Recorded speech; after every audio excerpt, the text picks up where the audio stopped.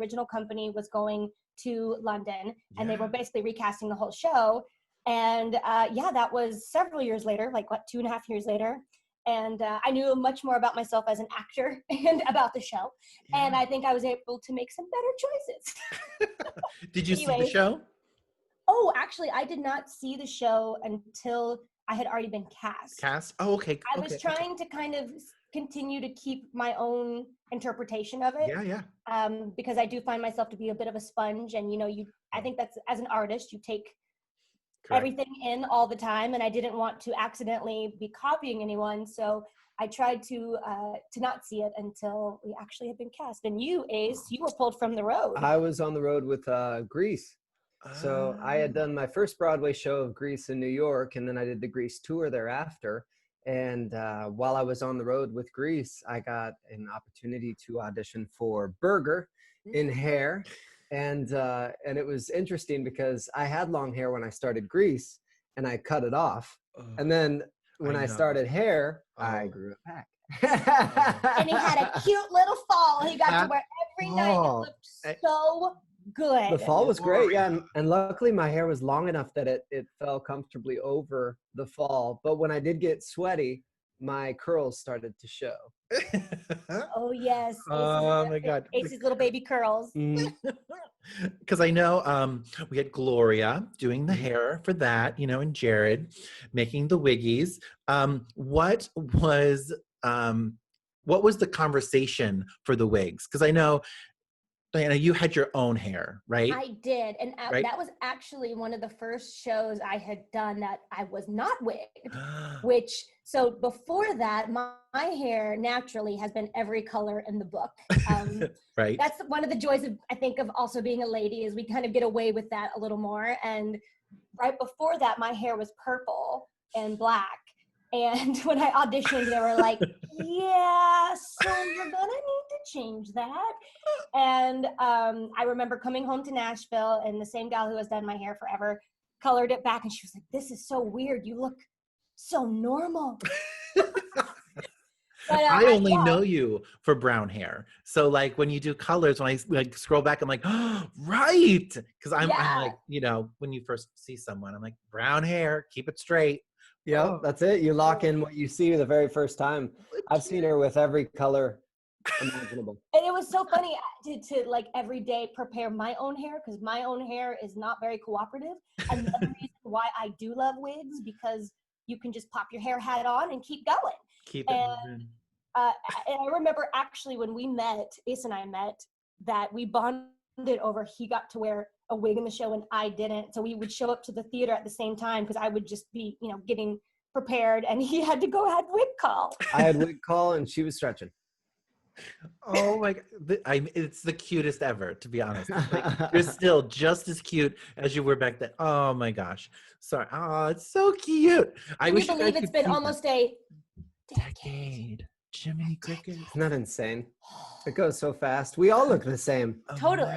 Yes. Yes. My doctor's very nice. My doctor made out very well on this one. For those who are listening, they are literally dressed to the gods right now. So maybe you have to send me a selfie so I can put it on when I post this for them, so they can see. Sounds good. They have wigs on, guys. Like this is true champions. Like you make my heart sing every time. Oh my gosh. So you guys already had performance, worked on shows before. Did you used your own hair in Grease, Ace?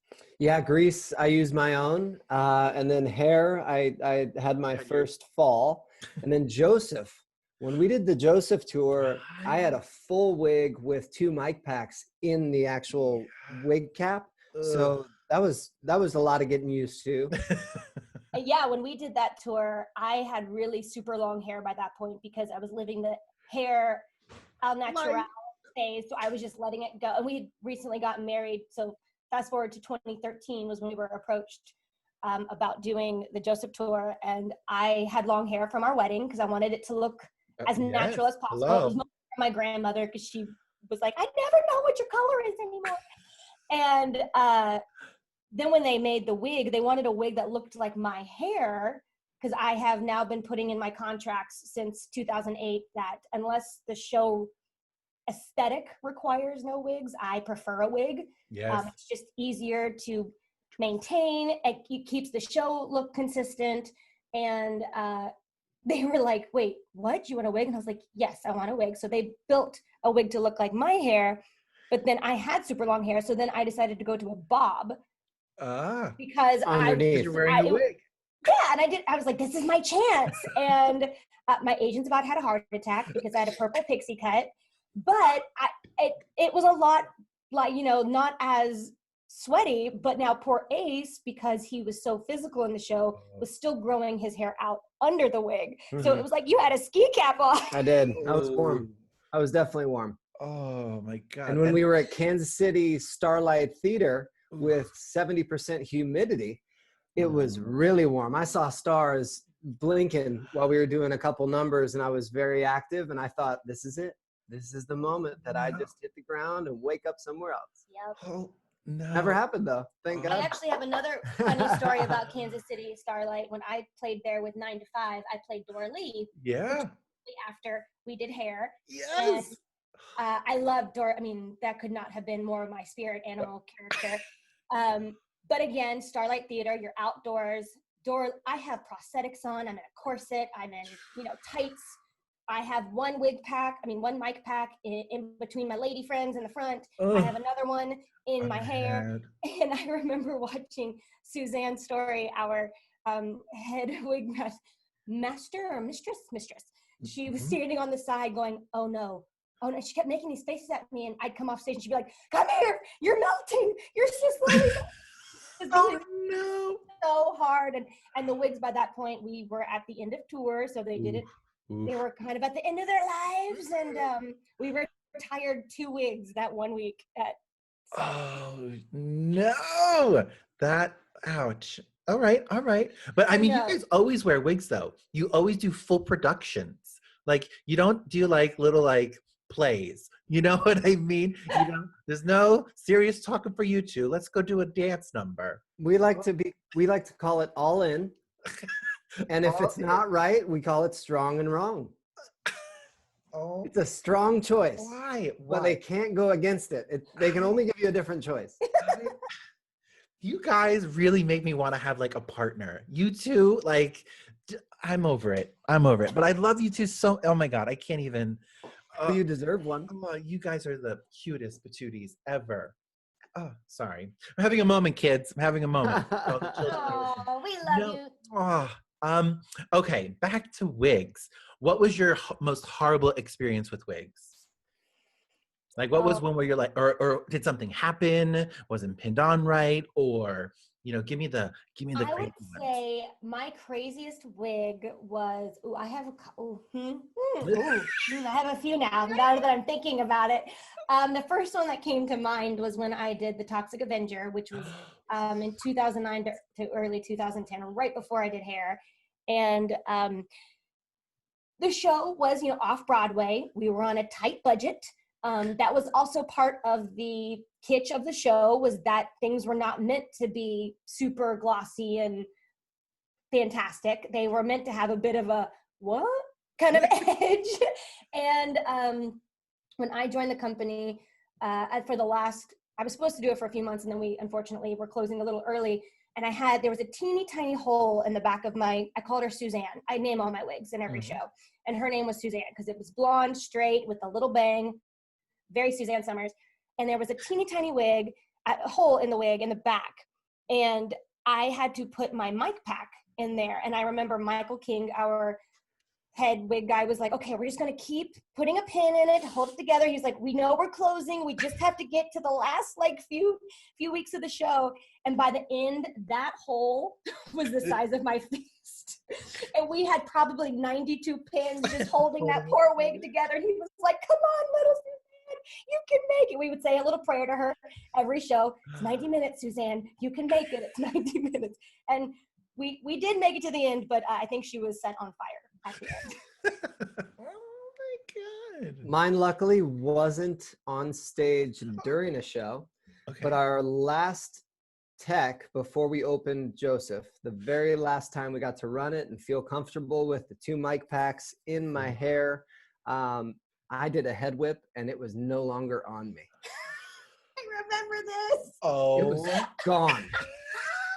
And it felt odd because I felt very refreshed. I was like, something just happened that makes me feel amazingly free. I feel that the air conditioner in this room, everything feels, oh, where's my hair? It was gone. I did a head whip and it just flew back with the mic packs. And the mic packs then came back around under my legs. And then I got to feel that wonderful head whip and catch them and then look for my headpiece. I remember that was when JJ Giannis and Dave Bova designed Joseph for us, and they both were like, "Oh, we're gonna have to step up our connection game." And like, what all did you have to wear under that wig? yeah. What was the prep? I had a few different caps just to lock it in, and the caps were just to really hold the mic packs from moving at all. Because the mic pack is a lot of weight for obviously a hairpiece. And we had big ones. So there were 2 of those. Yeah. So I locked those down really well. Then we had another wrapper around that went before that under it. You had a headband and the ace bandage. Yep. And then I had the actual caps. Yeah. 2. And then I had the hair. And when it flew off, I remember walking off and I looked at both those gentlemen with their mouths just dropped. Their jaws dropped. And I said, "Gentlemen, I think this just became American." Keeping it classy. I love it. Oh my God, that. Oh, okay. Those. I mean, I've interviewed a couple other actors, but these have topped my charts, kids. They've topped my charts. Real life, you can't change it. No, and you can't write it either. That's the fun part. Like, you can't write this shit at all. They wrote. We tried to do what they wrote, but the real life got in the way. What is your go-to product? Like, if all the world goes away, like you have to, like, you're trapped on a desert island, what is that one product you have to have? Oh, that's like asking me to choose which child I would like best. I am a product queen. All right, top 3. Okay, let's go with hairspray. Okay. I think I can make do with hairspray. It is my beloved because I have naturally straight-ish hair that kind of goes, huh? But if I could get those and some little clips, I could at least make some cute pin curls and feel like myself. Okay. How about you, Ace? For me, I normally don't put much in my hair. He's so naturally pretty, it's unfair. So I actually really appreciate a good exfoliator and something that's actually to cleanse. If it has a mint smell, I appreciate that as well. I like to feel the actual stuff going into my skin. The tingly sensation. I do like the tingly sensation. It feels amazing. When I'm in the in-between growing stage, so I can't be short and I can't be long because it's there, I do like a hairspray. Just something to get the frizz out and put everything together. I remember having to finally buy him his own hairspray because he kept stealing mine. Borrowing. And his own wet brush. And I was like, "Listen, I love you, but I can't keep chasing you down throughout the house going, where's my wet brush? Where's my hairspray? Oh. So now he has his own." Yeah, I hadn't brushed my hair with an actual brush for years. So I just never did. I let it grow out. I would wash it in the shower and I would use my fingernails and enjoy it. But I never used a brush. I haven't used a brush since I had a part in my hair since I was, 17. Who are you? So I'm trying. This makes me feel a lot better, Daniel, because I said the same thing. I was like, "Wait, what?"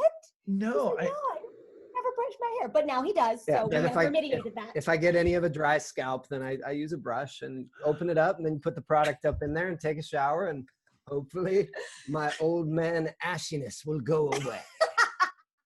Oh my! What? I can't. Oh. Well, if you have any more suggestions, It's we'll real take life. them. Yeah, no, I'll send you a little care package. I have some fun things for Ace for the sensation. There you go. Yeah, it might hurt. Just don't wash your body with it. Ooh. Yeah. Which parts of my body? Exactly. Anyhow. It hurts even more. So be very careful. First-hand I jump out of the experience. shower and run around the house. It burns. Milk! Buy the milk! Oh. Okay, so how did they do your hair on American Idol? How did you come up with those looks? Oh, we had nothing to do with that. Okay. I No, did. no. Well, this is what I wanted to know, to be honest, because I've done such staged productions and film and TV where we sit at a table and talk about it. Like, and so the same thing happened. What was the I process? would say I think Ace and I had definitely different opposite experiences of American Idol. I have my reasonings, but that's a different ad on Craigslist. But for me, I know there probably was someone who higher up that had made those decisions. My season, but in my time, I did not get to have a choice really. I was more told what was being decided for me. Herbal Essence was a sponsor our season, and I was the only white girl in my top 12. And so I remember going in, I had 2 little blonde highlights in the front that my mother was like, that was the extent of my hair color journey at that point. And I mean, I was 16, right? And next thing you know, Herbal Essence was sponsoring and they loved having a makeover. And I just kept getting blonder and blonder and blonder and blonder. And on the show, of course, there's an entire crew of, hair and makeup folks that are fantastic. But they, again, are told from higher ups what they would like us to look like. And I think now it's the artists, the contestants have more say because I think they trust people to make their own decisions. At the time, it was in its early infancy and Idol was like, nope, you guys are hillbillies, you can't decide. So I had lots of different hairstyles on the show, but I was, by the end, I was platinum blonde, which was so hard on my hair. My hair was falling out and chunk. It was awful. It's awful.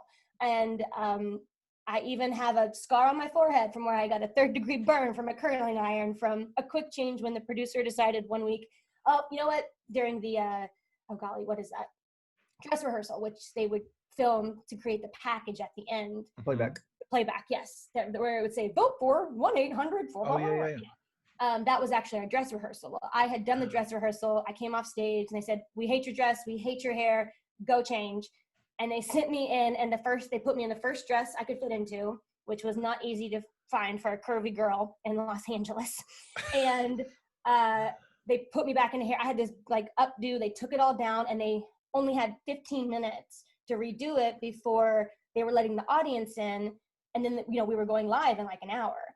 And so the whole, all hands were on deck and they're ferociously talking to the producers. Well, what do you want us to do? And we got to completely change this. And they're like, okay, well, put it down. And we want to have everyone's yelling. And I'm just sitting in the chair going, oh, okay. And I just watched the curling wand, going around my head. I'm like, hey, be careful. And then it hit and I was like, ah! So, again, I could talk about that for 6 years. So, Ace, you should answer your side of the question. Holy cow. Stop while I'm ahead. Is it still the same day?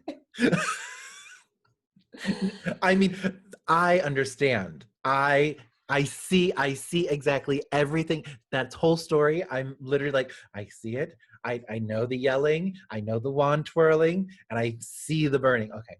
And he felt so bad, and he was horrified. And I remember I spent more time. Was it Dean? Him. It was not Dean. Dean didn't really work with the ladies as much. He liked to work with the gentlemen. And So actually the stylist, I can see his face in my head, but his name has escaped me. But he felt so bad, and I spent more time comforting him as I had a giant bandage over my forehead. And they were like, just put the bangs over it, get out there. And I had to perform in front of millions of people. How about you, Ace, on Idol? You got to be yourself. Isn't that nice? Did your external hard drive just fill up? No. So normally my podcasts are 5 minutes of me on my Xanax Ambien just ranting at the end of the day. So you get some real good stuff. But this is full on interview. So I love it. I think. Oh, good. Yeah. So I had just the year before grown my hair long for the first time since I was a kid. So when I got to Idol, it was growing. it was in that halfway point when I auditioned. And then by the time we got to the February live, it was a little longer. Mhm. And I remember Dean and I, our first go at it. I'm just getting that hair out of my mouth. Hold on, hold on. I don't know if it's mine or mine, but I remember looking at Dean, and he looked at me and he studied my head, and he goes, "You know what I would like to do?" I said, "No," and I walked out. So I did my own hair, and Dean didn't like me for like the first 2 weeks. And every time I went by the door, he was like, "If you want a haircut, come on in." And I was like, "I'm good." And you'd hear me walking down the hallway. Because I had never grown it out before. There it was. I found your hair. It's attached to that big old mustache of yours now. Thank you. I was tasting it. Tasted good. But I never had them touch my hair. And it got to almost the week I got kicked off Idol. That week he came up to me and he said, "Are you going to pull it back, or do you want me to cut it? I would like to cut it." And I was like, "Well, when you say cut it, what do you mean?" He goes, like short. And I just said, "Dean, I'm so sorry that our time together didn't work out." And I walked away. He never touched my hair, not once. So I just rocked what I had. You're lucky. So that pre-show routine was very easy. I mean, I just had to set my mic and sit in a green room. Oh, the stories I could tell from just being in the makeup room and somebody going, "I don't like this eyeshadow," or "But it's my face." When you're competing as yourself, you have a bit of like, but what the heck, it's me. But at the same time, you sign a clause that says they can do whatever they want to you. And at the time, the show was so new, nobody really knew what we were. We didn't even realize what all was happening outside of the CBS studios, let alone what was really happening inside. Right. So you just, you live and you learn. So what was it, a good experience or a bad experience or indifferent? Are we talking about our hair or us? You and the whole thing, the whole package. It was a great experience. It got us to a potential fan base so we could have a career. We have since had opportunities across the board, from TV, film to musicals. Mm-hmm. We met doing a job. We love to work together. We get to do recording every day in our house. It got us to our fan base. And yes, it was gave us a career. Crazy roller coaster of an experience, but I'm really glad I did it. I'm still can't believe it was so long ago now. It really was another lifetime. The early 2000s are definitely a different time than right now. So, but I wouldn't be where I am now without it. So I'm appreciative of it. Oh, it's awesome.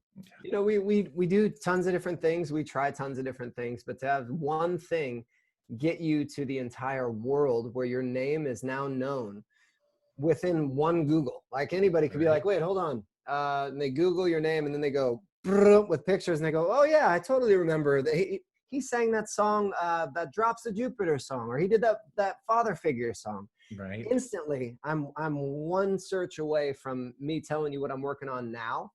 And you already know me from that search from something else. I mean, that's a gift, man. It was a cultural phenomenon. Huge platform. It's bigger than even a stage, because a stage you only get so many people in the seats. Idol reached millions of people. I mean, I know my mother watched every day. Isn't that crazy? Yeah. And she's telling me about the show. I'm like, "Oh, great, Mom, thanks." So yeah. All right. You guys are really banging these out. This is great. How many wigs do you own? Oh, okay. She doesn't want to tell you with me here. Do you want me to leave? Let me go count. I'll be right back. I'm gonna go count. Because you can actually. Oh my gosh. I may have to leave for her to tell you the number, because I'm kind of invested in this as well. So whatever she says for a number, woo! Oh no! You're gonna get a reaction face out of this guy. I'm excited about this. Like, you have 97 wigs. Oh my god! No. I look at wigs like shoes for her. So she needs them, and every single one's a new character. Very much. It is a character. It's Ladies very and gentlemen. Ooh, here we go. Like 16. Oh, see? It's a healthy amount, I think. It really is. Did you count the one on my head? I did count the one on your head. You're welcome. I have, for what I do as an actor, because sometimes casting kind of can't see 100%. what's right in front of them. So I started originally, well, my collection actually began post-Idol when I did Brooklyn, and they chopped my hair off and made me like this dark cranberry color, which later on I did love, but at first I had a total identity crisis because I was this blonde-haired kid from Idol. Like, who am I now? And I went back to Hairspray, and I started getting wigs to wear in between matinees because my mother called and she was like, if I see one more photo of you in a wig cap and a baseball cap in between shows, young lady, she gave me so much grief. And so I started buying like some really horrible synthetic ones, which I still have, just a walk down there. Little shake and go. Yep, shake and go. Put your hat on over it. Right, and you look nice in the fan photos. And then as I started doing my own hair more and more for events, I kind of realized, I was like, why don't I have like nice wigs? I could make some nice wigs. And through the years made friends with, folks with like Bobby Pins, who designed my wig that I wear for when I do my Gemini shows. And it looks like my hair, but in a very 40s style that I could never achieve on my own if I even tried. I am taking a course, but it's gonna take me a long time. So her name is Jim, and then this is Beret because she was Beret. I love it so. This was a Halloween wig that wasn't quite the right color for me, but it works for him whenever he needs to look like a surfer dude. It really does. It really does. Holy cow. So I'm assuming Ace, you just use all her wigs. I do. Yeah. I'm a partial investor in the wigs in the DeGarmo closet. Yes. So they are up for grabs for whoever lives here. And there will be more. There will be more. It's fun. And the one thing I realize is while Diana's doing a lot of things events where she needs to wear a wig, it would nearly be impossible for her to style her own hair on her head alone like that wig, because on a wig you can actually set it down in front of you, you can keep your arms down, your shoulders don't go numb, you get a 360 point of view, you can actually 100%. Lock it and then just put it on. And I truthfully I think it's a brilliant idea. I think it's a great investment. I think wigs are not only something that's great for the arts, I think they're great for a morale builder. If someone is going through a transitional, like a chemotherapy, or going through a transitional time in their life, these are things that allow you to go out in public and not feel like you're any less of yourself than you were before this big event. You're literally selling my course, like legit, because I'm going to be teaching salons how to wear wigs and get the stigma out of them. Like you literally were just like, because I think there's such a stigma with wigs, where they are the shake and go, but people just don't know. It's all about education. The more you know. They'll either make you comfortable or they'll make you fabulously comfortable. See? Exactly. Well, even here in Nashville, the lady who has been doing my hair, my natural hair for the past 12 years, I remember when I started talking about wigs and bringing them up and blah, blah, blah, blah, blah, doing some photo shoots with her. And she was so fascinated that, she's like, this is something I've never thought about. And like, it could be an entire new career for me. And now she's actually had some clients over the years that have had different life experiences where they have become all of a sudden in need of a wig. And it's been fun to kind of help bridge that little gap for her, going, okay, well, hey, let's talk about what kind of style you like. Do you want to try something new? Do you want to, and just talking them through the process. And then they realize, oh, this is not such a big deal. I don't know why I was so terrified of putting this on when people have been wearing wigs for thousands of years. And now they look so great. I mean, oh my gosh, I can't tell you how many times I have had to like just on a whim or an emergency had to go buy a wig, and you put it on, you're like, that was the best $40 I've ever invested. All right. Look at her. You know what else? When you wear a wig, I always remember my grandma. My grandma at the very end of her life had wigs. Before that, she would get her hair styled once a week, and she would have it all in that little netty shower cappy thingy. And she would all night wear that shower cap thing and sit upright with a pillow at her shoulders so that she wouldn't mess up her hair for the whole week. When you wear a wig, you can put that wig to bed. You can Legit. take it off. And You can put on the set it show. next to your bed, and you can lay in every comfortable position that you want to on the bed while you're drooling and snoring and sleeping your night away. Wake up, cleanse yourself, put your hair back on. Guess And what? off you go. You feel amazing. Off you go. I think I have to hire you to literally just sponsor the whole thing.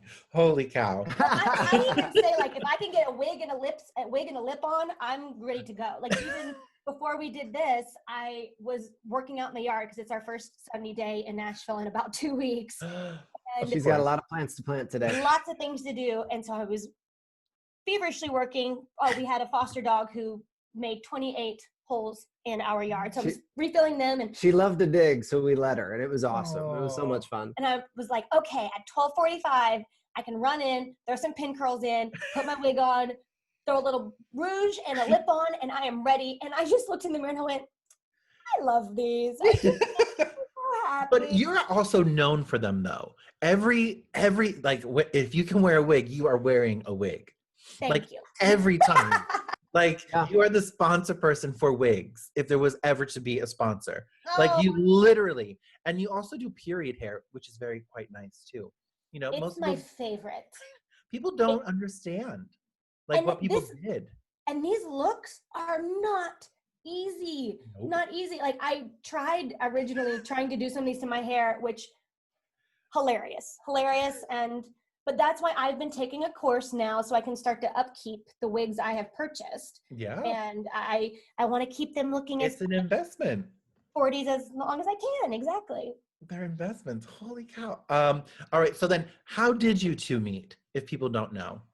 We met doing hair. The revival of It hair. on was. So Broadway. it really was. It That was- really that was. was Really our- was. Yeah, and we actually were just friends that whole time, and a year later, once the show ended, a year later, we started dating. I thought so, but I didn't want to say anything. You two, you guys are the It was cute. so much fun. So cute, you two. Yeah, we do not do showmance, so we did not No. date during the show because both of us are big believers in showmance makes good people crazy. Yeah. Right. And so when the show, but because of the way of the environment of when we joined the show, we only had 3 weeks to replace an incredible original Broadway company. So really Right. big bell bottoms to fill. And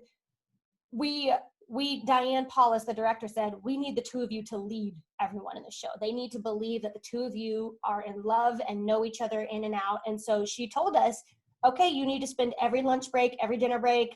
And we were actually staying at the same hotel. So we were taking the same path every day. So we decided, okay, well, we might as well walk to and from work together during rehearsals before we moved into our places. And it just kind of, we didn't even realize, but those were the first seeds of our relationship, was through that hair experience. You know, we got to get naked with one another, and I got to preview the goods like a lady because it was my job. And you know, we were like brother and sister, though. We got over all of those kind of initial insecurities so early on. So we were just best friends, and we stayed in contact that whole next year as she did 9 to 5 touring, Right. and I was back in LA. And after that, we had that confrontation of feelings where we're like, what should we be? And we started dating. And yeah, life kept taking me back to LA, and I never left. What a cute story. I mean, where's the Lifetime original story, guys? Right? You really need one. Do you hear us, Lifetime? It's a pandemic. We have no jobs. We would love one. We'll even shoot it on our cell phones in our house. We even have a hair stylist, wig creator. Yes. Oh my gosh. You really should, though. Write it. Holy cow. All right. Well, hey, we've Like, got that is the nothing key- but like, time right now. Who you telling? Oh my gosh. What would you tell someone coming up, like, and wanting to be you? Because I know all your platforms, you have so many people looking up to you and all. Like, what is that one thing that you would tell, like, an aspiring boy, girl, whoever that's looking up to you? Like, Don't be afraid of failure. The worst thing that can happen is that someone says no, or somebody doesn't like you, and that has no reflection of you. It's a reflection of themselves. And yeah, failure is, you can either learn from it or cower from it. And I would rather learn and possibly succeed than to shy away from it. How about you? I'm going to say being me is awesome, but me is taken. So truthfully, be you. yourself. If you find what is real to you and it resonates from a true place for you, then you are free. And You're if you unstoppable. get to work and feel that freedom, you're never working. You're just being creative. So I would truthfully say, find you so you can find the freedom that I have being me. Guys, that's so sweet. Look. I wish you guys could see. Oh, they're not going to see it. That's all right. It's fine. Oh my gosh. Thank you I'll send guys you a selfie. so much for doing this. You know what? This hair makes me want to go into my Matthew McConaughey. So I kind of want to go, you know why I like wigs? I keep getting older. They stay the same age. All right, all right. And there you have it, folks. Ace Young. Oh my God. Part 2. And I feel like I should talk like this. Oh, kids, we're going to go out and do a little gym tonight. Don't worry, I'll calm it down as the night goes on and progresses. Let's see what's under that hair. Oh my God. Under that, where? Oh, my Lord. And now we're going down a path. But why? You guys need to have your own sketch show. I'm sorry. Why aren't you doing more? We have been doing more since the quarantine. You know, it's funny when you are a creative person, which you obviously are, and you have nothing but time, which is something we don't normally have. You know, we love to be #booked and blessed.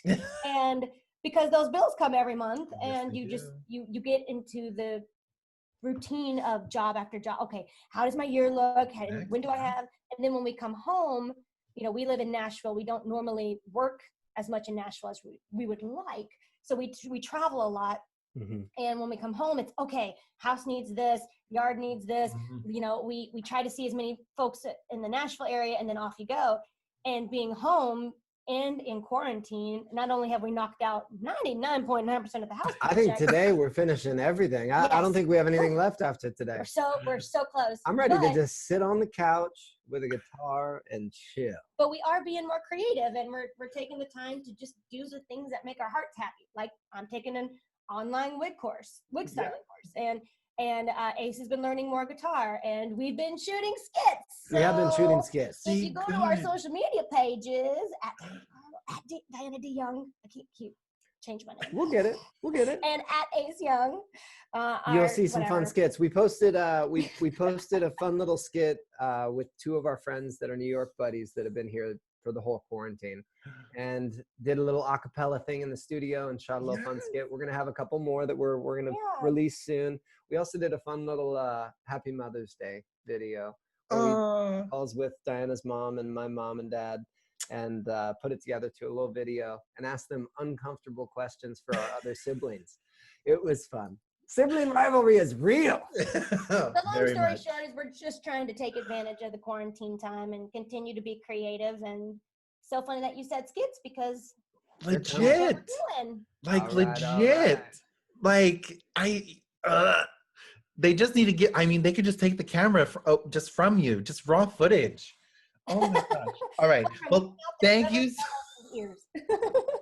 I mean, I'm a little closer, but holy cow, guys, thank you so much for doing this. Of course. Thank you for having us. Yes. I'm probably going to have you back again, because you're going to be doing, I can't wait to see these skits first off. So yeah, I'm sure there's going to be some hair in it that I'm going to have to critique. So yeah. That is very true. I know my first style wig it's in its set, and I am a little terrified to take it out of the rollers because I'm not sure. Do it. It's going to be gorgeous. Brush it out. That's the only thing. Gorgeous. Don't be scared. Just brush it out. You can always redo it. All right, before we leave, yes, we need to get a smiling shot of all of us on the screen here. Oh, yeah.